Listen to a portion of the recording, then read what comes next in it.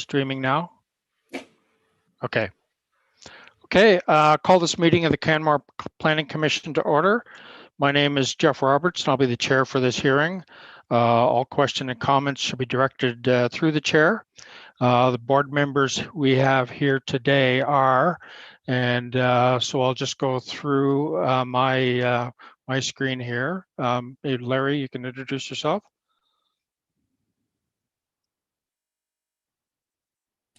I'm coming. Thank you. Thank you, Chair. My name is Larry Bowen. Okay, Doug. Doug Wright, board member. Okay, and Lisa.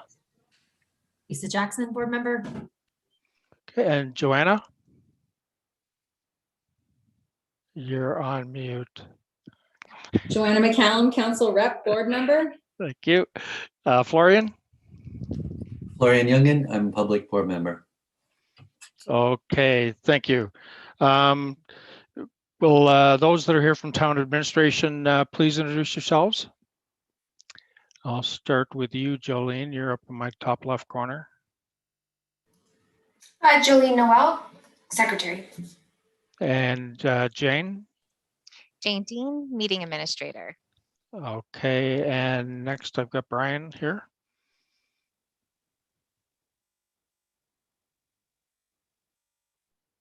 Brian. He might be away from his computer. He's with engineering. He's the project engineer. I'll try again. Brian Kinsey, Oh, project there we engineer. Okay, great. Thanks, Brian. And Nathan? Thanks, Nathan Gravel, development planner. Okay, and Lauren? Lauren Miller, manager of planning and development for the town. Okay, thanks, Lauren. And Alaric? Alaric Fish, senior planner for the town. Great, thank you. Jolene, are there any additions, deletions, or changes to the agenda? There are none. Great, thanks very much. So I move that the commission adopt the agenda as presented. All those in favor, raise your hands. I can see them. Okay, great. That's all in favor. Thank you. So we have previous minutes to adopt from February 24th, 2021. Are there any, having read those, are there any additions, deletions, or changes to those minutes if you've gone through? If none, I move that the commission approve the minutes as distributed for the February 24th, 2021 meeting. All those in favor? I got the hands there. Yeah, all those in favor. Thank you. Great. So next on the agenda is development permit application PL 2020-0416 for 115 Cananascus Way and 501 Bow Valley Trail. Nathan, I think you're up for presenting here. Oh my God! Look at the beard. We can edit that out later. Yeah. Yes, I said I'd grow a beard until COVID was over. Regretting those words because it doesn't seem to be ending anytime soon. So, okay, just give me a moment to share my screen, bring up my presentation. Okay, can everybody see that? Yes, we can. Perfect. Or I can anyway. Okay, I'm going to assume everybody can.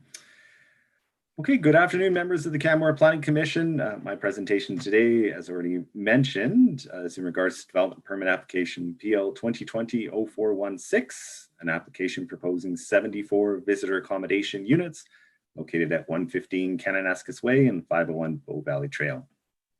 The development is referred to as Skyline Peaks. Just start off with a bit of site context for you. The red box on the screen shows the location of the subject site. It's located at the corner of Bow Valley Trail and Cananascus Way.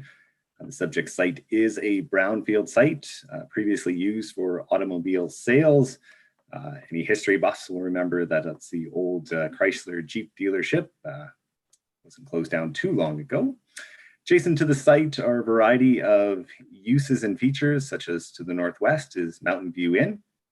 and Alpine Village, which is a mixed commercial residential development. To the northeast is Fire Mountain Lodge. To the east is a public utility lot and the Mercer Hotel. And finally, to the southwest is Glacier Professional Building, a vacant lot, and a single detached dwelling. Here we see a view of the parcel and streetscape looking southwest along Bow Valley Trail. It just gives you a sense of what's existing. Looking northeast, we see the streetscape along Kananaskis Way.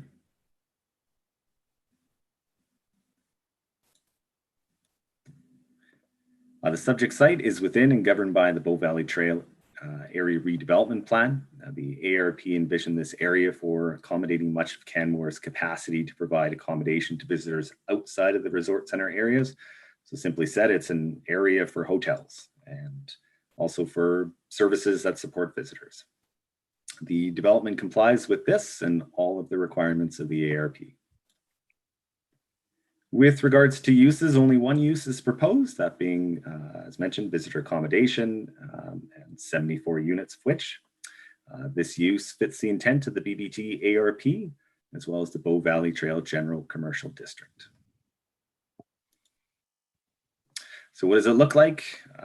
With regards to form, there are 4 buildings proposed at 2.5 stories. The architecture is traditional mountain architecture, making good use of stone, heavy timber, balconies, patios, and color variation, all of which you can see up on the slide.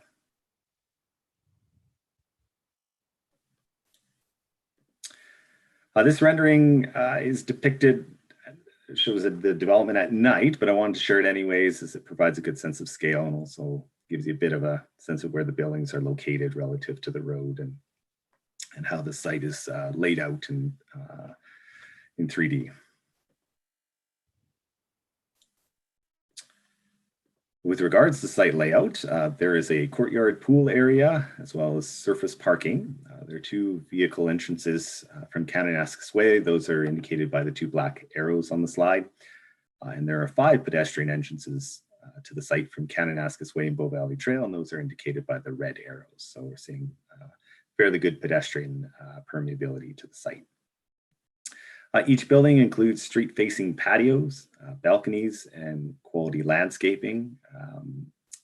And so there's definitely an enhancement and good interface with the street and sidewalk along Kananaskis Way and Bow Valley Trail.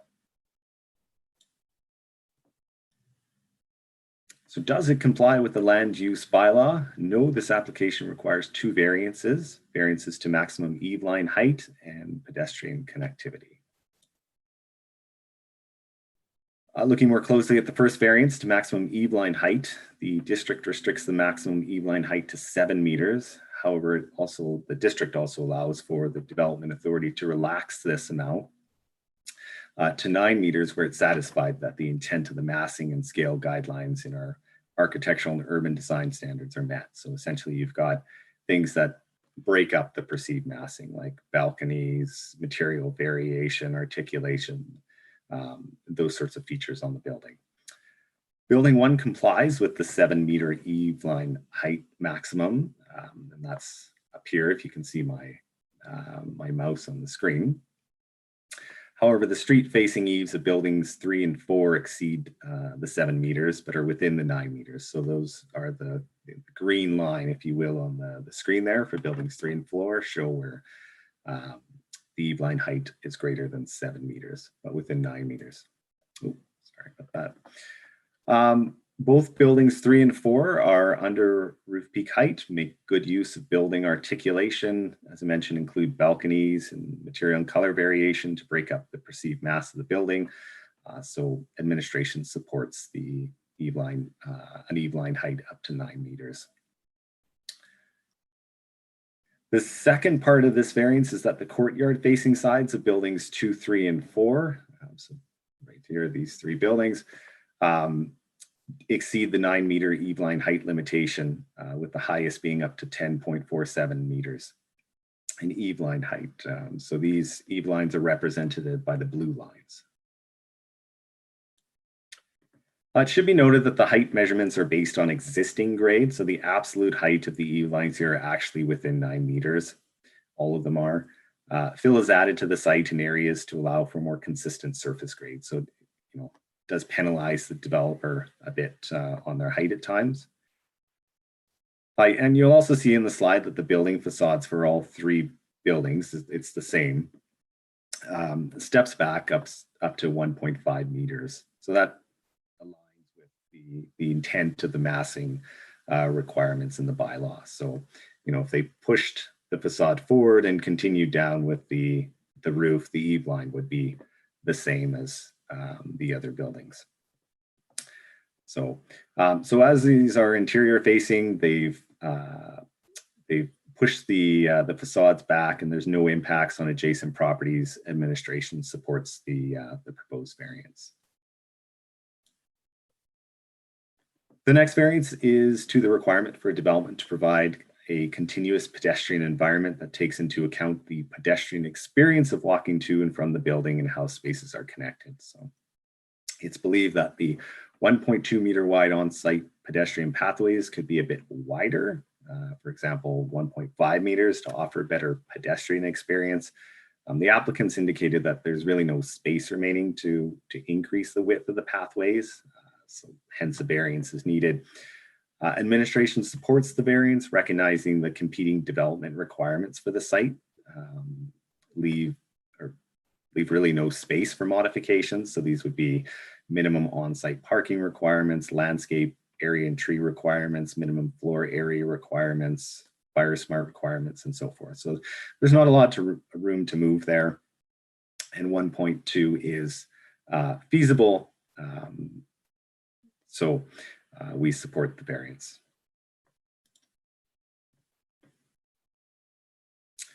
I should mention that there are areas where the project does exceed the bylaw. The developer is committed to achieving 1 to 10% better than the NECB requirements, pardon me, and landscaping 10% more of the site than the minimum required. The applicant's sustainability screening report indicates a score of approximately 3, suggesting a slight positive impact on the community. Key offsites include using a high percentage of local trades and the development's location to basic services. A notice of application was posted on the site for 10 days. No objections from the public to the proposed variances were received. Given alignment with the ARP, the quality of the development's architecture, and that the variances are supportable, administration recommends the Canmore Planning Commission approve PL 2020-0416. Should the commission decide to approve the development, conditions of approval have been prepared by administration. These can be altered at the discretion of the commission. However, it's recommended that the commission not revise the standard conditions section of the document. These are generally in response to direction from council approved policies, guidelines, and so forth. That concludes my presentation. Happy to take any questions the commission may have. Great, thank you, Nathan.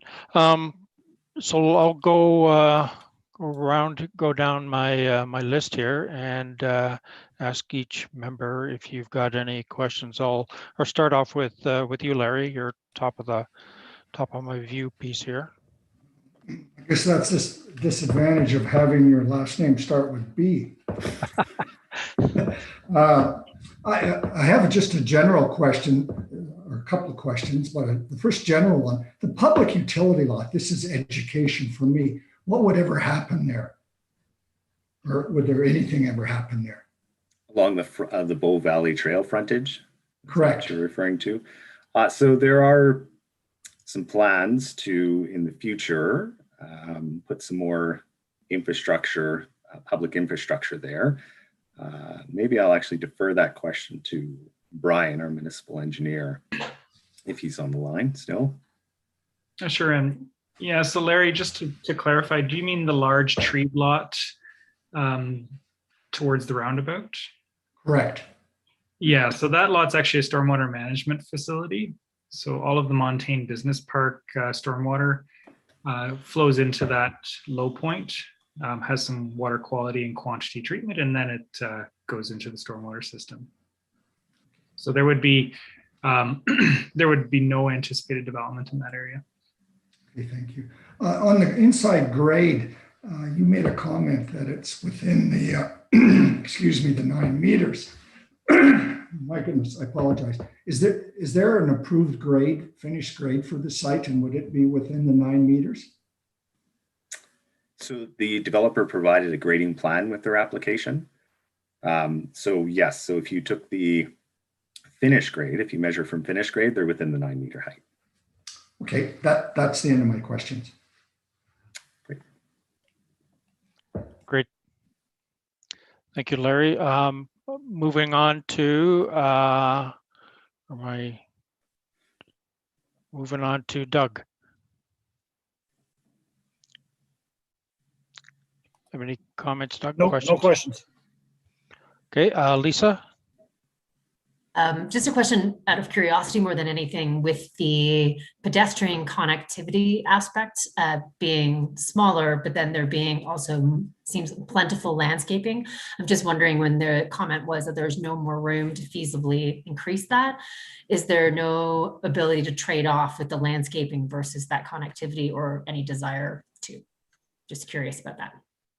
Yeah, they have to meet their minimum requirements for trees and shrubs, etc. So it makes it difficult to find new, they'd sort of have to remove, because they can't be too close to the building with their trees and shrubs because of the fire smart requirements. So we have to set it a certain distance back. And so it's very difficult for them to find other spots for those trees and shrubs. So that kind of creates an pinch point, as well as with the surface parking. They have to have minimum widths for the parking stalls. They have to have minimum aisle widths. So there's really no room to shift anything. Okay, thank you. That's Okay. all my questions. Okay, thanks, Lisa. Florian? Yes, so the bylaw states that eave-land height is to be 7 meters and can be relaxed to 9 meters by the Development Authority. What mechanism are we using to allow 10-point-something meters eave-line height?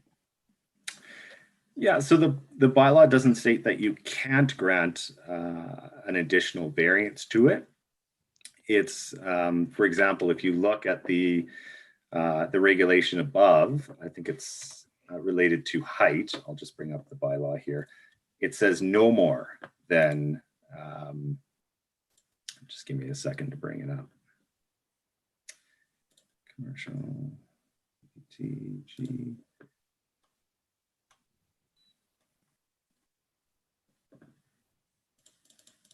I'll just share that with the commission.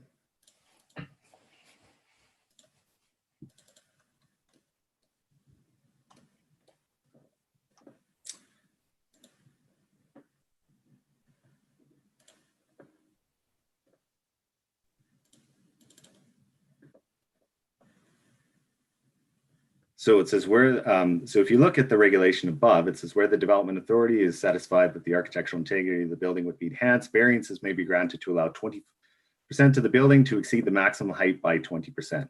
No height variances shall be granted beyond the 20% regulations. It's very clear there that you can't grant anything further. But with the eave-line height, it just says that, the Development Authority should be open to 9 meters if there's really no impact at all. Like, this is something that should be an automatic almost for an applicant to give them a little bit of design flexibility. But there's nothing here that says you can't grant a further variance to the 9 meters if there's good rationale.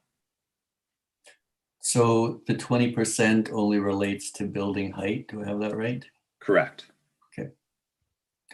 Yeah, so I guess a comment, I fully agree with your report that the architectural massing and articulation and materials are of high quality. And the variance is towards the interior of the lot, which reduces impact on neighbors. And the neighborhood height steps up significantly to the highway. So for all those reasons, I think this is totally acceptable variance. So those are the only questions I had. Thanks. Great. Thanks, Florian. Joanna. Thanks, Mr. Roberts. Mr. Gravel, can you confirm for me that this is units will be zone visitor accommodation? The only reason why I'm asking is on page 22 of the package in the drawings, it says proposed residential development.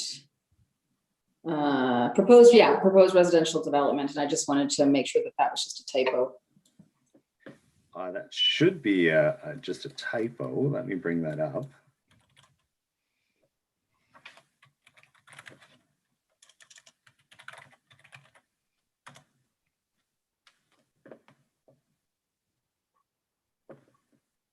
Share my screen here.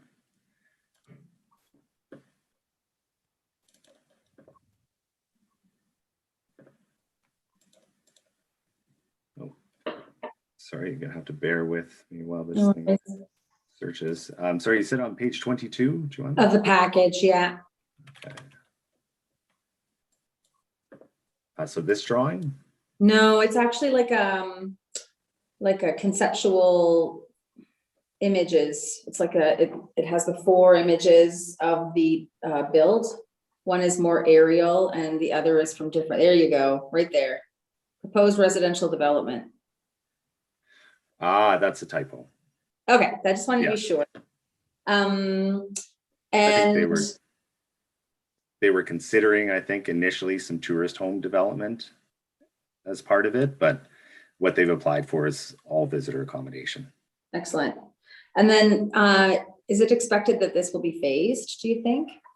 Yes. Okay. There is a phasing plan. Which is not part of this decision making. I just was curious. Thank you very much. That's all my questions. Okay, thanks, Joanna. I think that's it. My questions I had all 3 of those related the public utilities lot that's covered off.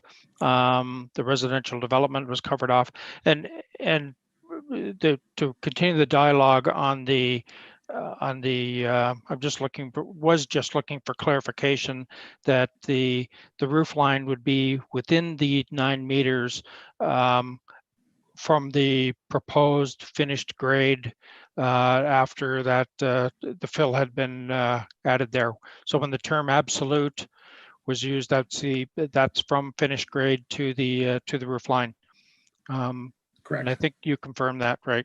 Okay. That's correct. And just the final question I had, is there any non-standard conditions associated with Schedule A that we wouldn't expect to see in other approvals? No, in my opinion, no. Okay, I took a look and it didn't seem to be anything that might be out of the ordinary there. Okay, I see we've got we do have the I believe it's the architect on behalf of the proponent there. I'm not sure we need to go through that. Are we prepared to, following this discussion, to make a decision on the recommendation? So I'm to look for. Okay, Florian, you got your hand. If it's possible, I wouldn't mind asking the applicant just one question. There was mention in the staff report that environmental performance of the building would exceed National Energy Code. I'm just wondering if the proponent can give us a brief description of how they're doing, planning on doing that. I think that's fair enough.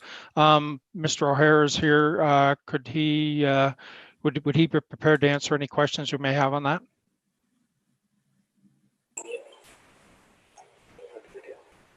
Yeah, sure, start it.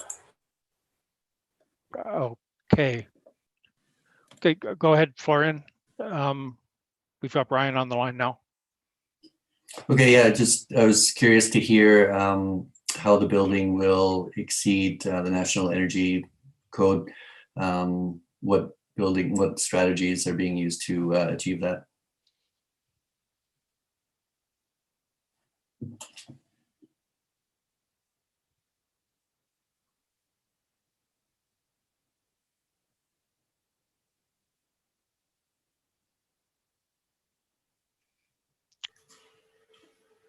Ryan, we can't hear you. And you're unmuted, so I think it might be your mic. Oh, he's gone. I think he's probably going to log back on. Okay, well, Nathan, do you have any insights into that? No, other than they've committed to doing it. So they'll need to provide, as part of their future building permit application, an energy modeling report that will show that they're between 1 to 10% better. Oh, I think someone's calling in here. Ryan, is that you that just called in? Through the chair, hello, this is Chad Russell and Ryan O'Hare there. As soon as we had some technical difficulties there, as soon as we went to unmute and turning the camera on, and kind of got booted out on our side. Apologies. Are you able to speak closer into the phone? It's hard to hear you. Sure. Thank you. Is that better? Much better. Much. Yeah. Okay. So sorry, I had a technical difficulty there switching over. So through the chair, if just to reiterate the question, it was around NECB and kind of like that achieving kind of between 1 and 10% better than NECB. Yep. Yes. So thank you. And what we've been finding typically, and where we've been targeting these is like even a little bit more accurately between 5 and 10% better through some of the typical applications, say pieces still kind of to come together on some of the high level window glazing, insulation, and then to be exact, the current modeling on, say, building 1, which is ready and queued up for building permit, is sitting at 11% right now per the energy model. okay, that's great. Thank you very much. Great. Any other questions for the applicant? No, I guess I have one now that we've opened the can of worms on energy. Is there any plan to include electric vehicle charging facilities? Through the chair, no electric charging facilities at this time. That still could be reviewed, but in the current scope, that hasn't been proposed. Okay, thank you. If no other questions, are we as a commission prepared to pass a motion on this? We are. Okay, great. Why don't I'll work my way across here. Florian, you're prepared to. Great. Joanna, you're prepared to. Okay, Larry. Yeah, Doug. And Lisa. Okay, I would. Let me get I move that the commission accept and approve the development as presented by the development officer with the conditions as outlined in Appendix A. All those in favor? Work through. All those that fit. It's carried unanimously. Okay, thank you very much. Moving on to item 2, Plan PL 2021-0038-733 Main Street. Alaric, are you presenting this one? Yes, I am. Great. I'm here. Let me just wake up from my slumber. All right. Okay. Can everyone see the presentation okay now? Not quite yet. Oh, not yet. Sorry. Let me try that again.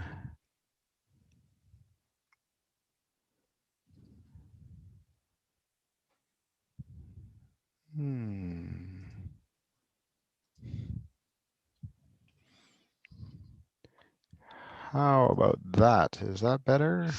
That is. Great. Okay, thanks for your patience. All right, as noted, I'm presenting the application for 733 Main Street. The statutory requirements have been met for this application. You can see we had an application submitted in February, was complete by the end of March, and the advertising about the CPC meeting was last week in the paper, and here we are today. So the location, I think most people are likely familiar with it. This is a shot from the sort of previously existing. It's a Google Street View image. And so the building, although there have been a few very minor renovations, it's largely unchanged since it was originally built in about 1965. So we're seeing a fairly significant facade renovation and a small addition. So this is the applicant's rendering looking south from Main Street. And the proposed building, as you can see, is much more in line with the materials, colors, detailing, generally the architectural expectations of the land use bylaw. And I will note here that despite the signage that's indicated here, signage requires a separate development permit. And these are just used figuratively, I think, of a potential example, but they in no way represent the uses that are being approved for or are being sought. Those are just, they're unchanged from the current retail sales. I will note quickly, they're taking what was one retail unit and changing it into two. They're splitting that. And this might change in the future and wouldn't necessarily require a development permit, or would be unlikely to come to Canmore Planning Commission for a change of that scale. So looking at the application more closely, there are 4 variances required. The first is to the floor area ratio. So although there is a small addition proposed at the front of the building, the area shown in red here, it's just 13 square meters on a building of 454 square meters. The land use bylaw has a minimum floor area in the downtown area, the town center district. And to meet that minimum floor area, the building would have to be 766 square meters, so significantly larger than it is now. So that's the first variance. The applicant has stated they don't want to add the additional floor space, primarily over concerns regarding cash in lieu of parking for the additional floor space. They don't believe the market would support a second level, and they don't think the existing structure could support a second level. So given the nature of this application as a renovation rather than a new build, administration is supportive of the variance as proposed. Second variance relates to the front yard setback. You can see on the left the front yard setback. So on the left there's a diagram from the land use bylaw that's required that the building be 1.22 between 1 and 2 meters from the front property line. And the intent there is to create an engaging streetscape for pedestrians as they move through the downtown. And the building articulation that's required is to contribute to a more interesting building form. So the applicant's proposal, you can see it on the right, the additional area is the blue space. So the sort of orange peachy color is the existing building, and the blue is the addition there. So you can see it doesn't extend as far forward and requires no articulation, and proposes no articulation. So that's just slightly zoomed in on the proposal here. The applicant has identified that they're reluctant to, well, they've based this proposal on trying to construct a new facade without having to demolish any of the existing roof. They believe that the existing setback provides enough articulation from the buildings adjacent to it, and that that's adequate, and that they feel the multiple roof lines that they have proposed in their building achieves a lot of the similar intents of the bylaw. So it's somewhat difficult to see in this drawing, but the additional setback does provide some utility as a bench on the right-hand side, and 2 bicycle racks are proposed on the left side. Some articulation, it seems, would have been possible, seeing as the facade is being replaced, but administration generally accepts that this is an improvement over the existing building, and therefore is supportive of the variance as proposed.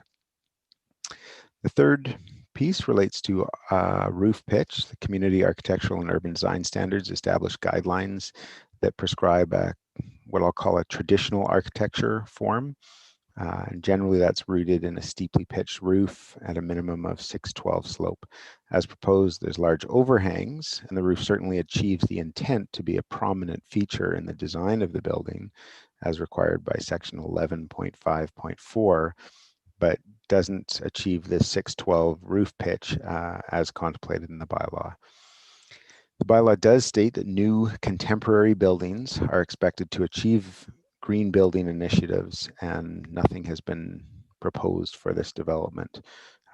So basically it's sort of requiring where a contemporary design is, there should be an offset improvement in green initiatives, and nothing specific has been proposed here. Overall, administration is satisfied that the proposed roof form meets the objective of the roof to break up the massing and add visual interest. That's some of the wording right out of the bylaw, section 11.5.4.2. But administration feels it's important to recognize this roof design as a variance that would not necessarily be approved in other circumstances. So we'll leave that to Commission to consider. Moving on to our fourth and last variance, sort of a minor technicality, but a variance nonetheless, is to a loading space. The land use bylaw does require 1 loading stall. The existing building doesn't have a loading stall, and one is not proposed with this application. And as I noted, it's somewhat technical. It is a variance, but administration is satisfied that the existing building has managed to function without a loading stall. And the lane and the adjacent parking lot provide available alternatives for loading as happens. So it's sort of the advantage, the benefit of having a lane there. We did receive some public input. One response to the notice of application that was posted on the site. It wasn't exactly for or against the development, but it made 3 points, all related. They were surprised at the lack of limited bicycle parking. They were urging the applicant and the town to provide or reconsider the bike parking as proposed, and encouraging that there be some additional parking provided, and just sort of concluded that more bike parking was needed downtown generally.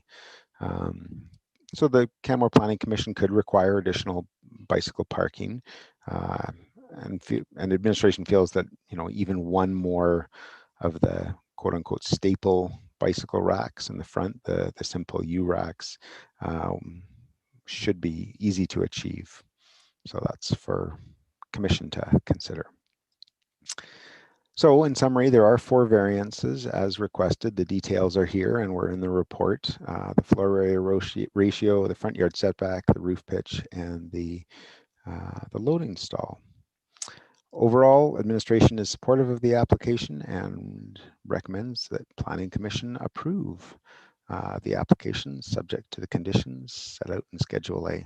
Sorry, I realize you've been looking at my torso for most of my presentation. Yeah, and that concludes my presentation. I'm happy to answer any questions you might have. Great, thanks, Alaric. Maybe I'll work through the commission members here in reverse order from previously going from top to bottom on my screen here. Lisa, do you have any questions or comments for staff? A question that you made a statement that this isn't necessarily about a variation, but it is about the renovation and there not being any enhanced environmental elements to it because it is a renovation. And I'm just curious, what could have been or in your opinion, what could be done to make it a greener building in terms of this type of renovation? Is there something that's fairly standard that you've seen done in town? For a renovation, it's tricky. We don't have any details at this point. I'm not sure if the applicant is on the call. I mean, things like if they're changing HVAC systems, that is a key opportunity. Hopefully they're putting in quality, more recently designed windows. Those are sort of two of the standard easy ones. I don't know what the owner's plans are, but generally this property owner holds on to property for a while. So that is helpful because they have a more direct interest in the long-term operating costs of the building. I don't know if people were able to either read the story in the Outlook or catch any part of the committee of the whole council meeting last week, but the town has been really leading the way in solar installations with prices coming down significantly. So we don't see too many commercial applications of it. There are some for certain, but that is another relatively affordable initiative that we are seeing more and more of. Great, thanks. I don't have any other questions at this time. Great, thanks, Lisa. Doug.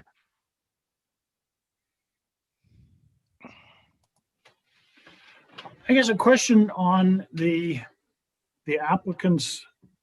He stated that he didn't want to go, and it relates to the floor space ratio and the fees in lieu of parking.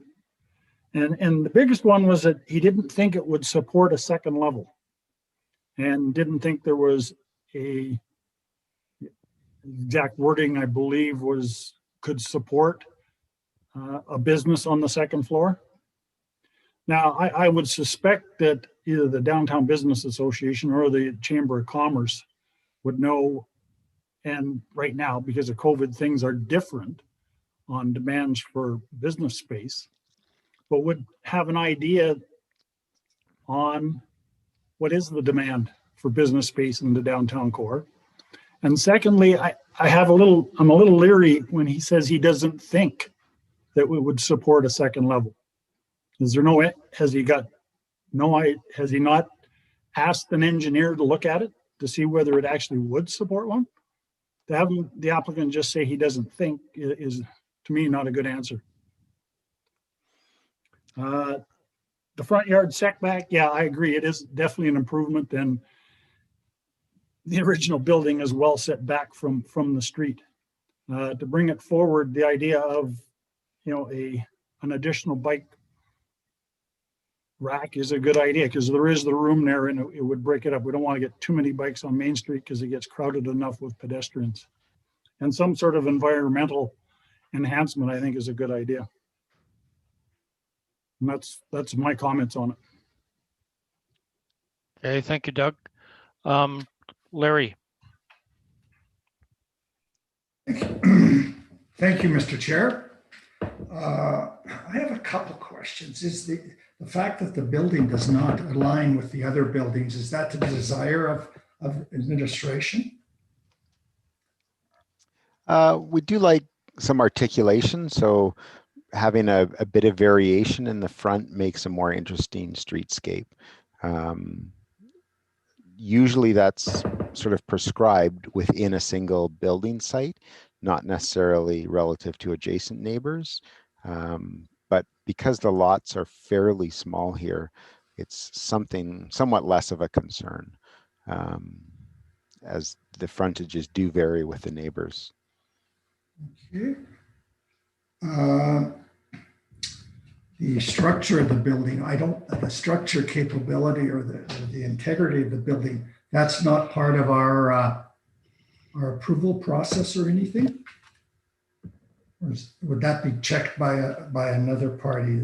Having a history with this building, it is an older building and has been around for a long time. Yes, that would be reviewed through the relevant professionals through the building permit process. So it's not something that you or administration needs to review in any professional sense. The extension out forward doesn't bring any elevation issues in to the building site? Sorry, are you speaking of groundwater elevation, for example, or floor Sidewalk. elevation? Floor elevation. So it's unchanged. Effectively, the front is moving out at the existing elevation or virtually the same. I'm sorry, I'm not Okay. sure if I understand the question. I don't feel like I'm answering your question. Well, what I was concerned that there would be a step or something of that nature from the existing sidewalk elevation into the commercial space. And I'm led to believe that that would not be the case. That's my understanding as well. Okay. And then would either the approval or the minutes reflect that this is not a standard acceptable roof line? So we would not have numerous other individuals coming forward with this type of approval request? I think the key is that it's a variance. And so anytime a variance is proposed and contemplated by the development authority, whether that's planning commission or the development officer, there's no precedent for that. So they always need to be evaluated based on the merits of the situation.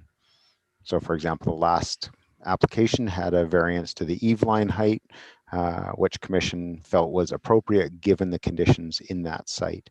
Would the exact same variance be appropriate on this site? Perhaps not. Okay, thank you. That concludes my questions. Okay, thank you, Larry. Joanna.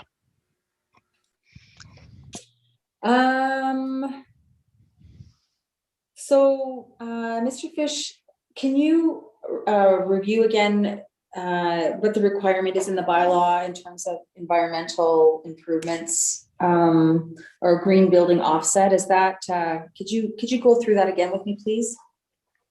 So it's predominant, well, it's exclusively focused on new builds. We have no green building requirements for renovations. It's difficult to achieve a measurable standard on a renovation. So the bylaw, I don't believe has any requirements for that. Okay. Okay, so I'm not sure why what was brought up then. If there's no requirements. Oh, you were just articulating then the difference between if this were a brand new build versus a renovation. Is that the reason brought up? Okay. The discussion in the community architectural design guidelines talk about, design standards talk about having a traditional design. They encourage that, but it does say that new contemporary designs may be considered where environmental initiatives or green building initiatives are part of that. So generally, it can be easier on a flat roof or a lower pitch roof to incorporate solar or things like a green roof, neither of which are proposed here. So there is a design aesthetic around contemporary roof structures. They're very popular right now throughout North America, as we're seeing, and so there's some deviation away from that more traditional design that the architectural standards talk about. Gotcha. So it's more of in that sense, it's a little bit more of a guideline. It doesn't say thou shall have green building initiatives if you have a lower than 612 pitch roof. Gotcha.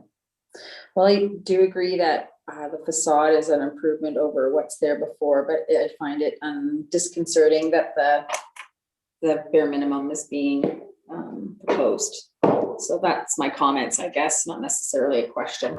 Thank you. Yeah, I'm not sure if the applicant is on the call and if they want to address that or are able to address that question.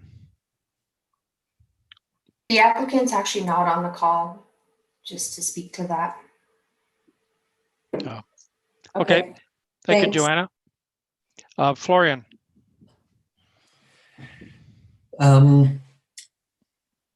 In the staff report, it was mentioned that, you know, it's kind of pointed out that the roof line is wouldn't necessarily be approved in other circumstances.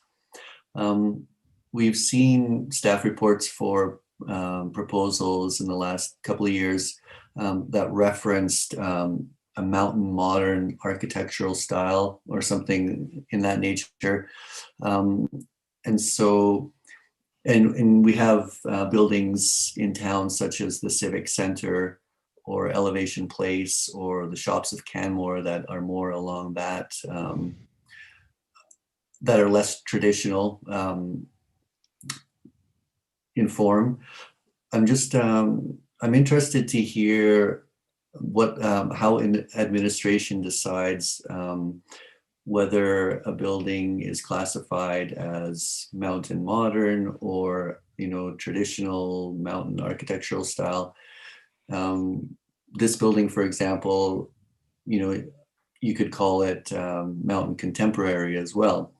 So yeah, how does administration decide whether a building needs to meet the traditional architectural design guidelines or if it's like mountain modern? Mm-hmm. Really, we're rooted in the guidelines, well, in the standards, the community architectural standards, and that's the wording that we go to as much as possible. There is certainly an element of subjectivity through architectural aspects. I mean, that's what makes it more of an art and a craft. I don't think I need to explain that to you, of all people, especially. I mean, it's part of the challenge and the wonderful creativity that architecture can bring to an area. So we don't want to prescribe too narrow that all buildings must look one way. So it's trying to find that balance between the standards in section 11 that provide some direction, but where either administration or planning commission are satisfied that overall there are enough elements that make the building look like it fits in the Canmore architectural vernacular, then those can be approved. So it's a bit of a subjective decision to some degree, for sure. And it's always a bit challenging for us what is and what is not exactly a variance. Because I mean, it's a lot easier to say on a front yard setback what is or is not a variance. But you know, as you pointed out, their administration in this case feels satisfied that there are a lot of critical elements to a sort of the Canmore look, and this building fits into that. I would say probably the Civic Center is maybe an example of a building that pushes that boundary pretty far. Shops of Canmore also does. It has certainly lower roof pitches, reverse pitch roofs, a fair bit of glazing. So I think this one is something more in the middle of a more traditional architecture and something fully contemporary. I hope that sort of answers that question, but feel free to elaborate if there's other points I didn't address. No, I think that's great, and I really appreciate what you say about it. You know, good design can't be necessarily prescribed as a set of rules. You know, there's more creativity that goes into it, and so there's always going to be a subjective element there. So I don't know, would you qualify or would you characterize the architectural guidelines as more as guidelines rather than a set of prescriptive rules? It falls somewhere in the middle there, and the example is roof pitch. So the 612 roof pitch we feel fairly strongly about, but there are numerous examples where buildings with lower than 612 roof pitch or reverse pitch elements have been approved. So, but in that case, we have called it a variance because we felt that it does stray from what is, in that case, I would say prescribed by the guidelines. There are other elements, certainly color. I can't think of a situation in my 18 years where we've actually called a variance to the color. But I can imagine a scenario where there would be a variance to the color. Perhaps I can think of one or two buildings on Main Street that perhaps should have been a variance to the color requirements. I think I know which one you're talking about. Actually. Yeah. So again, it's I'm sorry, I'm kind of giving a non-answer. It's sort of an it depends on how far it strays, how clear the wording in that section is about having a fairly strong prescription. But generally the variance authority there is the authority is quite generous. I agree with your finding that the proposed elevation is a great improvement over what there exists currently. But I think beyond that, I think we can all agree this is quite appealing, especially, the large overhangs, the generous use of timber and whatnot. And so, I don't have any issues with this. I think it's actually going to make a contribution to Main Street. One thing I would like to offer, and just because I have an opportunity to speak today, is that I think that the idea of a Rocky Mountain architecture, it's really problematic to reduce it to a singular set of rules, because if you look at the history of architecture in this region, it's very, very diverse, right? Like you could start by looking at Indigenous architecture here, and even Indigenous architecture in this region is not singular. There's like 10,000 years of evolution of that, and there was groups that came from interior BC, moved through this area that had a very different architectural tradition than, say, groups that came from the plains. And then you start looking at European architecture, colonial architecture, and there's also like a wide variety. There's all sorts of cycles of fashions in architecture. The CPR built buildings copying styles from Europe to try to appeal to European tourists, right? So there's kind of continuing evolution of what it means to build architecture in the Rocky Mountains, right? And I think it's a little bit limiting to reduce that to something like, say, a 612 roof pitch. Like I just find that somewhat arbitrary. And an example of that would be if we look at the Miners Union Hall, which is actually just across the alley from this building. The Miners Union Hall is listed in the land use bylaw as a historic property of interest because it has value to the culture and history of the community.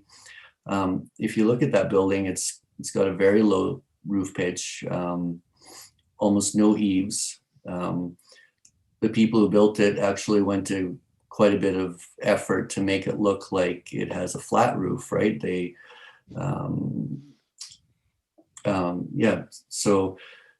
then there's no stone on that building. There's no timber. It's painted stark white. I'm exaggerating a little bit, but you could say it's like the antithesis of the Canmore community guidelines, architectural guidelines, right? So I'm just trying to maybe offer an opinion that we can reduce architectural guidelines to something as simple as, say, a 612 roof pitch, because mountain architecture is something, there we go, yeah. So you can see, the very low slope roof, and actually trying to make it look like a flat roof. No timber, no rock, white, stark white. So, if a building like that came to commission, it'd definitely be a variance, and I doubt that would be approved. But on the other hand, it has a lot of value to the community. So what is mountain architecture is like a complex topic, and I appreciate what Alaric said about the fact that it requires some discretion, and it's not always, it can't be reduced to a set of rules. Yeah, so to bring it back to this building, you know, the proposal today, I think, is going to make a contribution to Main Street, even though it doesn't exactly adhere to the rules in the architectural guidelines word by word. So sorry to take up so much time. No, all great points. Yeah, thanks for that perspective, Florian. It's sort of, I mean, it's not the first time we've struggled with definition of mountain architecture and modern mountain architecture and the like. I've got a couple comments and then a couple questions. First comment is from a building owner perspective. I guess you've got three choices of what you can do with this property. It was built in 1965. It reminds me of the old McLeod stores you used to see on Main Street with a glass down the front, flat roof, that sort of thing. So as an owner, you could either repurpose this and make no changes at all, and we wouldn't be sitting here in front of us. Or if you thought there was, as an owner, there was value in adding a second story or additional stories, additional square footage that you could get revenue from, we'd be back here looking at something different. Or in the middle of that is a renovation which could improve on the look of the building and add some flavor to the street and sort of get rid of that 1965 to early 70s McLeod's hardware store look. So I think we're in the middle coming back, and I agree there's been value added with this putting this onto it. The questions I did have, I guess the first and foremost was if we were to meet current bylaw requirements, how many bicycle stalls would we require there? Alec, do you have that off the top of your head? I believe it is 10 stalls, total of, so it would be 5 racks. I believe, yeah. I don't have it right in front of me, but that's what I seem to recall. Yeah, and there's probably enough room for that, I would imagine. I would guess. And the second was if you could pull that first picture up again. As I was sitting listening to Florian, I was looking at that and had a comment that came up, and not sure whether we address it here or it gets addressed at the building permit stage. But if you look at there we go. So if you look at the roof line there, the sloped roof on the left actually runs down, and a rain or melting snow would pool right where the second doorway entranceway is. And anybody that's walked up Main Street on that south side knows that that there are spots where roof drainage actually runs across the sidewalk, freezes, and creates slipping hazards where you've got drainage coming off the roof. My question is that this is a conceptual drawing, but where would the drainage off of that roof go, and will it be creating a hazard? And is that something that we worry about, or would we worry about that at the building permit stage? So the building permit stage is where they may have more detail.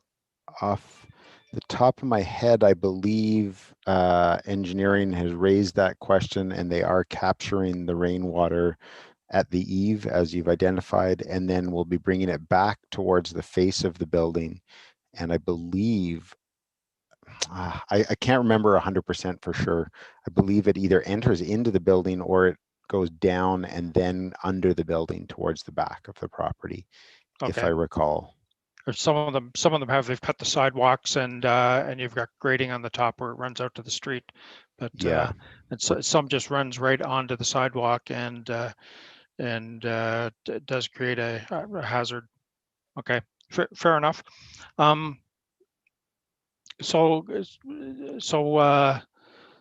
I guess my question would be to my fellow members on the commission here. Would there be appetite to add additional bike parking stalls to at least meet some semblance of what the current bylaw would require? I see Joanna nodding her head there. We could add that to one of the conditions. Would there be support for that, Florian? I'm just looking at head nodding here. I see Joanna's got a thumb up there. I'm working my way down my screen. Larry, okay, Lisa, and I think I saw your thumb up there, Doug. Okay, fair enough. So I think we all support the change to the architecture that's occurring here. It's yeah, look at that. It's far more appealing from a streetscape. Doesn't go all the way with a total rebuild, which would be required to meet the intent of the bylaw. So I would be prepared to make a motion to approve this application as presented, with the conditions as stated, with the addition of additional bike parking stalls to meet the current bylaw requirements. Could I get support from the commission for that? So all those in favor? Any?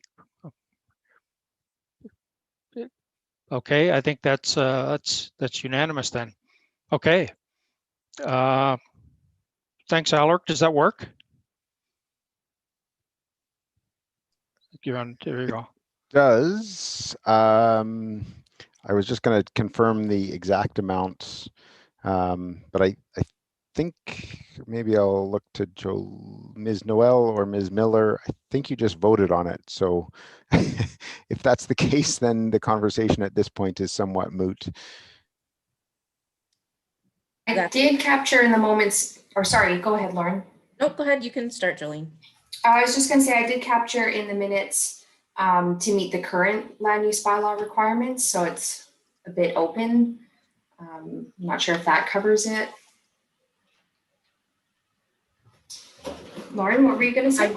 I would just recommend, if the board wants to be more specific and commit the applicant to a particular number, then you may need to make another motion and clarify that.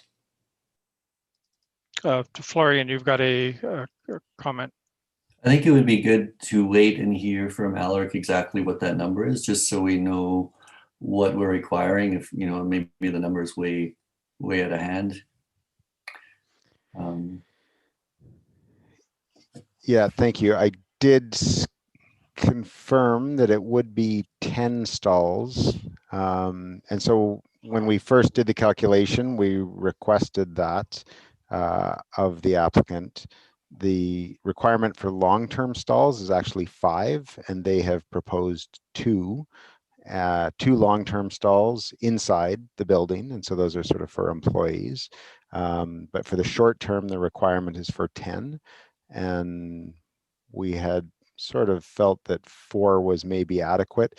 The applicant had resisted the 10 over concern that this sort of become, well, they felt that there were no other businesses that had 10 bicycle parking stalls in front of their space, and that this would be perhaps somewhat excessive.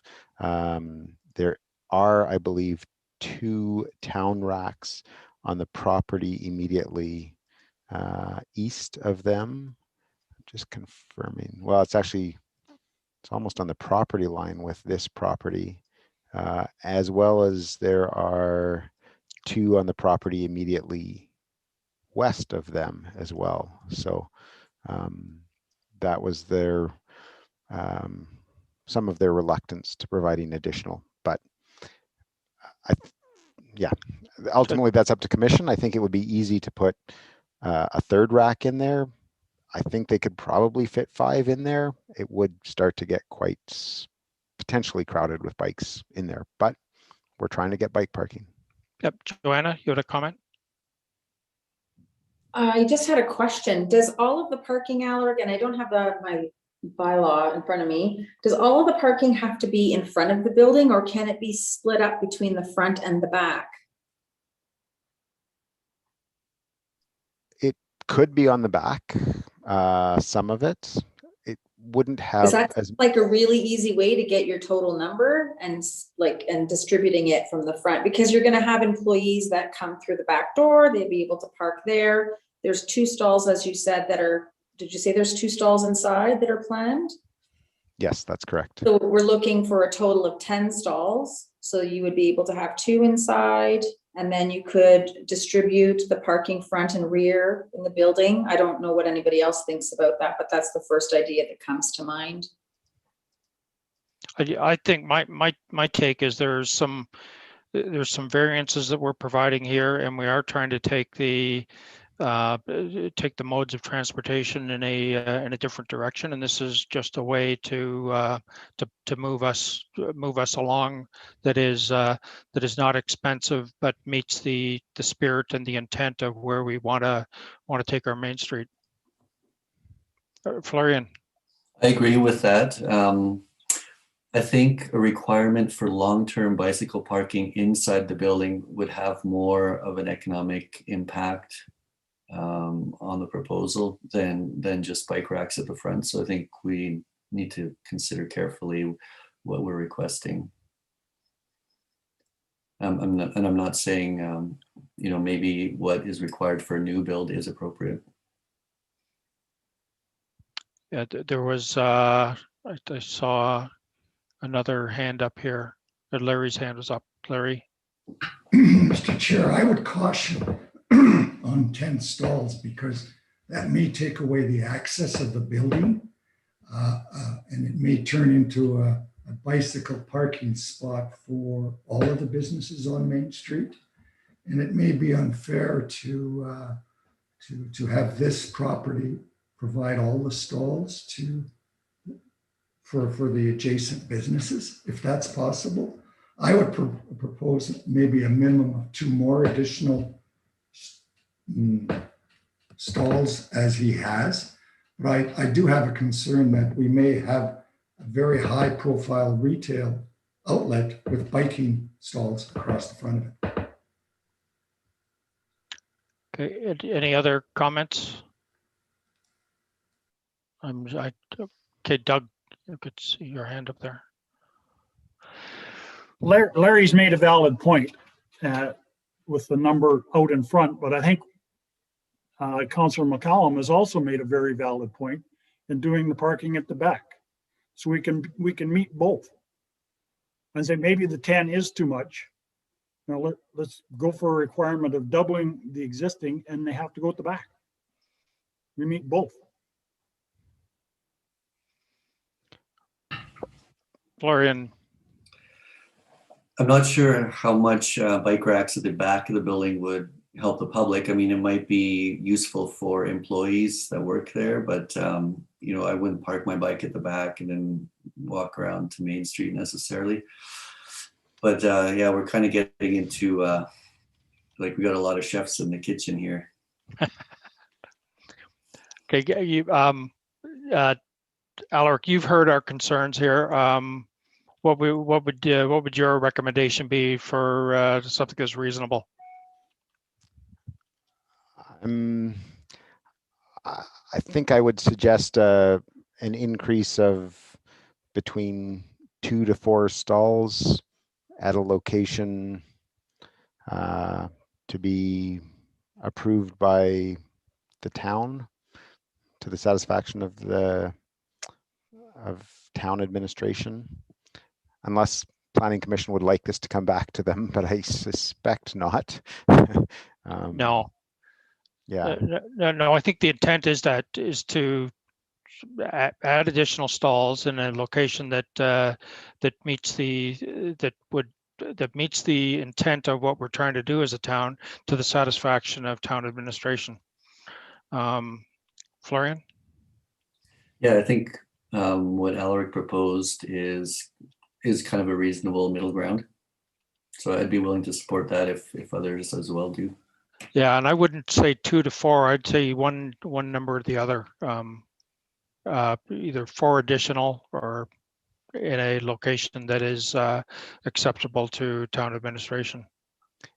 Yeah, sorry, I wasn't suggesting a range of 2 to 4. I was suggesting that would be for commission to decide whether that number was 2 or 4. Okay. And I don't know if Ms. Miller wants to comment on this, but I see other commission members as well would like to speak. Florian. So I would just propose 4. I mean, it's two bike racks. It's okay. So what's the process? We did have a motion, we voted on it, we've rethought about that. What's the process for undoing that a little bit? Lauren, I'll look to you for some guidance on this because this is a bit of a first for me. I have written out what I think you guys would like, so I'd just like to capture it.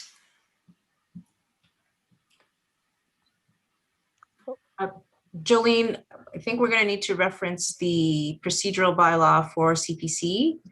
I think we're covered if there's another motion made that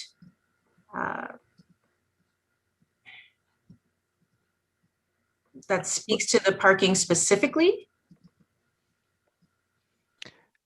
We make a motion to amend the previous motion. Would that be appropriate? Yes. Okay. Sorry, can I just interrupt? Sure. I've just added this wording here. And so perhaps your motion could be to amend the previous motion, to amend the previous motion, not emotion, with the proposed condition 5 to the Schedule A as shown, or Ms. Noel, I don't know if I can email you this to form part of the record or how you want to word that exactly, but. Yeah, if we do that, you can send it to me through Teams, please. Okay. Does this seem to capture Commission's intent? I think it does from my perspective. I see nods. Okay. Great. So I guess next step here is I would make a motion to amend the previous made approval to include amend attachment A, or to add to amend attachment A to include item number 5. Is that okay? All those in favor of that motion to amend? I think we got all hands up there. Okay, that motion is approved. Thanks for that. That was I thought this was going to be a rather quick discussion going through here. Given these changes, but it's been a pretty interesting conversation, given that this is a renovation versus a rebuild, and I think we ended up with something that is better than what we currently have. So, do we have any other planning business? If no, hands up there. We do not. Not for me. Okay, and our next scheduled meeting is not May 26th. That has been, there's no items for that agenda. So Jolene, you'll inform us when the next one will be. Yeah, for the record, the next scheduled one is June 30th at 2 p.m. June 30th. Okay, great. Thank you very much. So if nothing more, I move the commission adjourn the today's meeting of the Planning Commission. All those in favor? Okay,